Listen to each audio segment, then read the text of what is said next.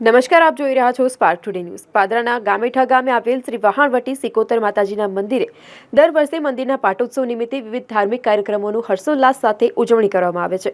ત્યારે મંદિરના 16મા પાટોત્સવ નિમિત્તે આ વર્ષે સવારથી જ નવચંડી યજ્ઞનું આયોજન કરવામાં આવ્યું। યજ્ઞમાં 21 જોડાએ લાભ લીધો। 16મા પાટોત્સવ નિમિત્તે મંદિર દ્વારા સર્વરોગ નિદાન કેમ્પનું આયોજન કરવામાં આવ્યું, જેમાં પાદરા માનસી હોસ્પિટલના તબીબો અને સ્ટાફે સેવાઓ આપી હતી। સાથે જ રક્તદાન શિબિર અને આંખ નિદાન કેમ્પ પણ યોજવામાં આવ્યો હતો। આંખની તપાસ કરી ચશ્મા રાહત દરે આપવામાં આવ્યા હતા અને મોતિયાના દર્દીઓના ઓપરેશનની વ્યવસ્થા પણ કરવામાં આવી હતી। આમ પાટોત્સવ નિમિત્તે મહાપ્રસાદી તેમજ રાત્રે વિશ્વ હિન્દુ પરિષદના નેતૃત્વમાં હિન્દુ સંમેલનનું આયોજન કરાયું। રાત્રે મંદિર ખાતે લીલુડો માંડવાનું આયોજન કરાયું છે, જેમાં ગુજરાતના 100થી વધુ ફુવાજીઓ પધરામણી કરી આશીર્વાદ આપશે। આમ ભક્તિભાવપૂર્વક અને ઉત્સાહની સાથે માતાજી પાટોત્સવની ઉજવણી કરવામાં આવી હતી।